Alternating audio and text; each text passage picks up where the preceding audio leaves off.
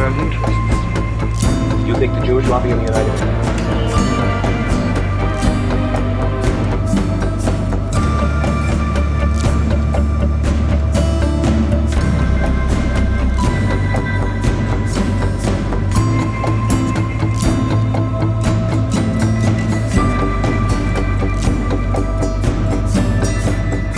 What turns close allies into bitter enemies? How can decades of partnership unravel in a matter of months? What happens when a revolution doesn't just overthrow a leader, but a worldview?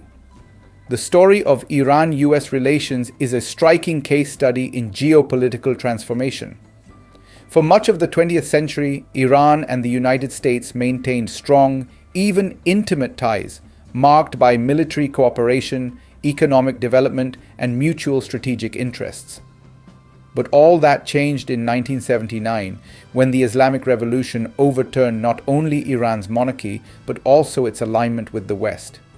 The result was not simply a shift in government, but a rupture that redefined Middle East politics, gave rise to a new ideological order, and created one of the most enduring hostilities in global affairs. To understand how we arrived at this point, we must trace the evolution of Iran-US relations from the establishment of the Pahlavi dynasty through the Shah's reign, and finally to the rise of the Islamic Republic. The Pahlavi dynasty was born in 1925 when Reza Khan, a former military officer, overthrew the Qajar monarchy and crowned himself Reza Shah Pahlavi.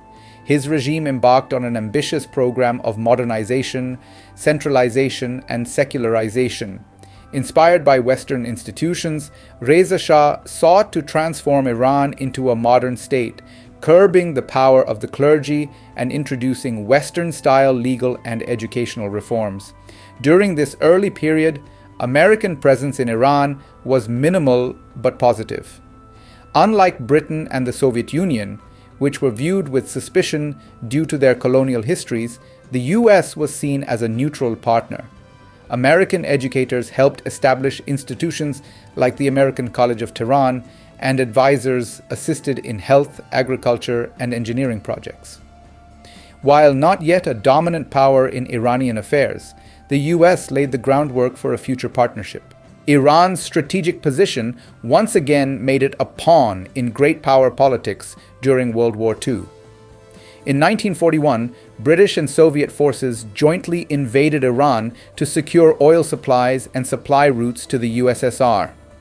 Reza Shah, suspected of Nazi sympathies, was forced to abdicate in favor of his son, Mohammad Reza Pahlavi. The young Shah proved far more aligned with Western ideals. His rule, however, would be tested by nationalist sentiment and internal demands for democratic reforms. These tensions came to a head in the early 1950s. In 1951, Prime Minister Mohammad Mossadegh, a popular nationalist leader, nationalized Iran's oil industry, previously dominated by the British-owned Anglo-Iranian Oil Company. In response, Britain organized a boycott and sought American help to remove Mossadegh. Despite initial hesitation, the US agreed, fearing Iran might fall into the Soviet orbit. In 1953, the CIA and British intelligence orchestrated Operation Ajax, which ousted Mossadegh and restored the Shah to full power. Though it stabilized Western influence in the short term, the coup sowed long-term resentment among Iranians, who saw it as a betrayal of their democratic aspirations. Grateful for his restoration, the Shah aligned Iran ever more closely with the US. Iran became a pillar of American Cold War strategy in the Middle East, receiving billions in military and economic aid. The two countries signed extensive defense agreements, and Iran purchased massive quantities of US military hardware, from F-14 Tomcats to guided missile systems, making it the most heavily armed country in the region after Israel. American oil companies gained stakes in Iran's petroleum sector. US advisors trained Iran's military and intelligence services, particularly SAVAK, the feared secret police. Economically, US corporations were major investors in Iran's infrastructure, energy, and education sectors, contributing to the Shah's vision of modernization. From the late 1950s to the mid-1970s, Iran experienced rapid modernization. With booming oil revenues and Western support, Tehran built highways, universities, factories, and a modern army. American businesses invested heavily and cultural ties deepened. American films, music, and consumer goods flooded Iranian markets. The country hosted thousands of American workers, students, and diplomats. But prosperity was uneven. The Shah's White Revolution, a series of land, education, and women's rights reforms, alienated the traditional clergy and rural populations. The Savak, trained with US support, brutally suppressed dissent. Inflation, corruption, and inequality festered beneath the glittering facade of progress. Growing numbers of Iranians saw the Shah as a tyrant and an American puppet. Clerics accused him of eroding Islamic values. Intellectuals and students decried his autocracy. Workers and rural communities felt marginalized. Amid this unrest, a prominent voice emerged, Ayatollah Ruhollah Khomeini. Though exiled in 1964, his taped sermons and letters circulated widely, criticizing the Shah's ties to the US and calling for Islamic governance. The US, focused on maintaining a stable anti-Soviet ally, continued to back the Shah despite increasing evidence of domestic instability. This miscalculation would have far-reaching consequences. By late 1978, massive demonstrations, strikes, and riots paralyzed Iran.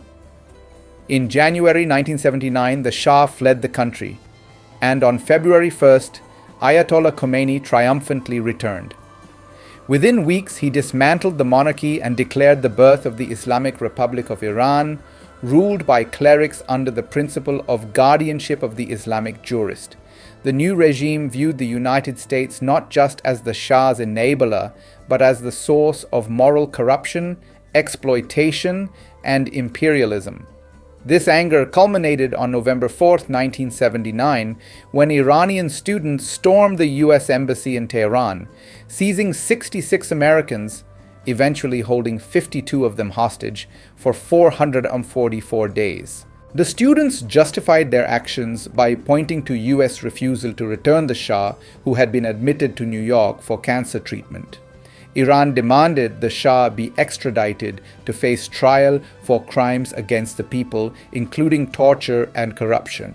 The US refused, citing humanitarian grounds and legal precedent.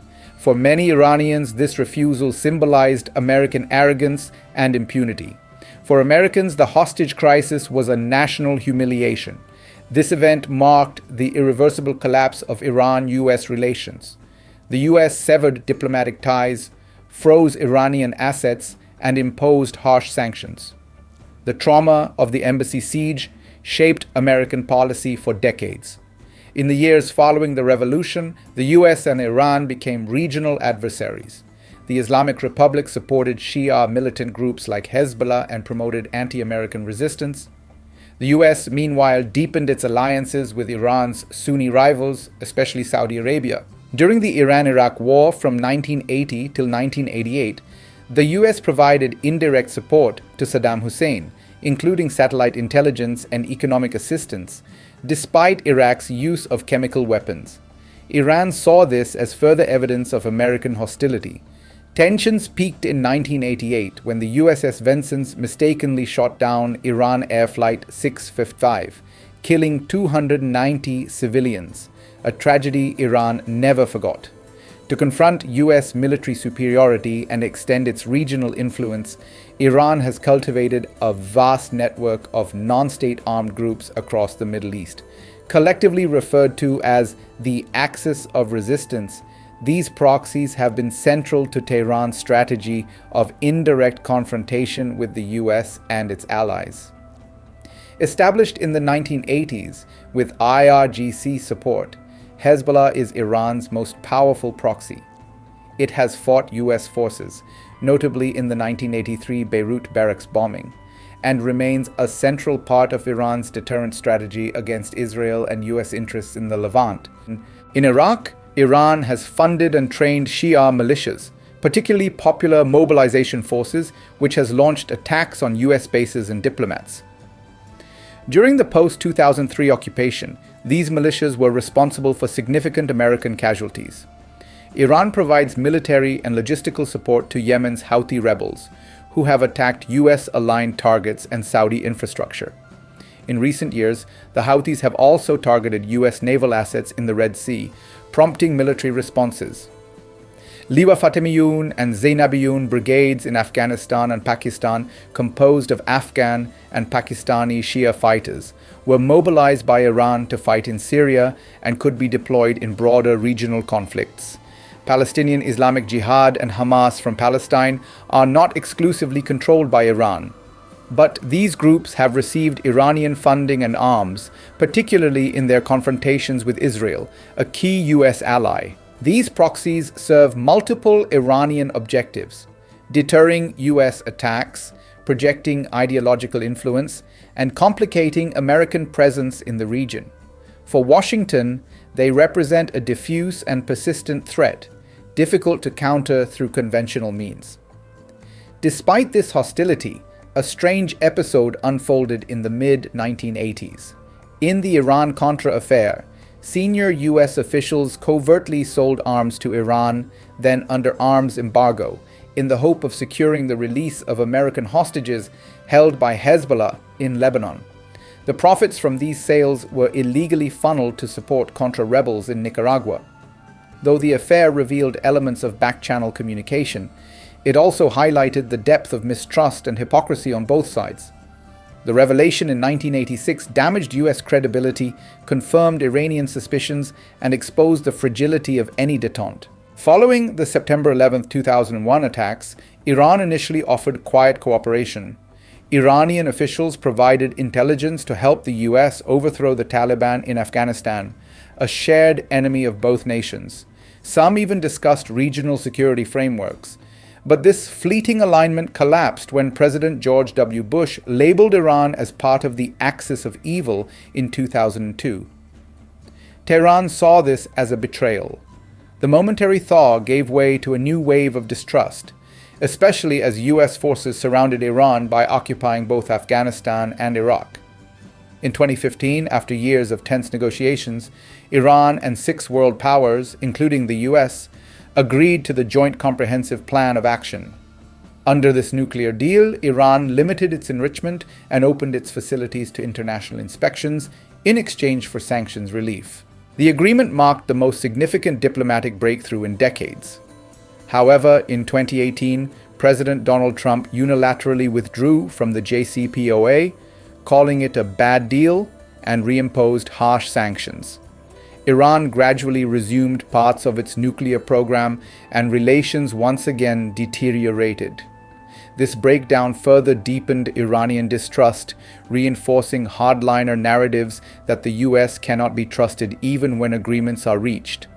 For Washington, Iran's missile program and regional interventions remained unresolved concerns. In June 2025, long-standing tensions between Iran and its adversaries erupted into full-scale warfare when Israel launched a surprise airstrike on key Iranian nuclear sites and military targets, citing fears that Iran was nearing weapons-grade uranium enrichment. Iran retaliated with missile and drone strikes on Israeli cities and military bases, while its regional proxies, especially the Houthis in Yemen, attacked US and Israeli interests in the Red Sea. The violence quickly escalated, drawing the United States into the conflict. On the 9th day, the US initiated Operation Midnight Hammer, targeting Iran's nuclear infrastructure, while former President Trump brokered back-channel diplomacy to prevent further escalation. After 12 days of intense combat, a US-mediated ceasefire was reached with assistance from regional partners like Qatar. The war resulted in hundreds of casualties and significant damage on both sides, but left fundamental issues unresolved, chief among them Iran's nuclear program, its regional proxy network, and Israel's security posture. Though both Tehran and Tel Aviv claimed symbolic victories, the conflict marked a dangerous shift. The rivalry between Iran and Israel had moved from proxy confrontations to direct state-on-state warfare, with the US once again deeply involved. The ceasefire may have paused open hostilities, but the risk of renewed conflict remains high. The rupture between Iran and the United States is not simply a matter of policy, it is a legacy of betrayal, revolution, and competing visions of justice. The close alliance during the Pahlavi era, built on mutual strategic interest, was undone by its failure to account for Iranian society's political and religious currents. The 1979 revolution, and especially the embassy hostage crisis, transformed a partnership into a profound enmity. Yet the full story is more nuanced. Beneath the slogans and sanctions lies a history of cooperation, potential, and shared pain. Both nations have populations that, at times, expressed admiration and curiosity toward the other. The challenge is whether leaders on both sides can look past the shadows of history to build a new path forward. Only time and trust can answer that question.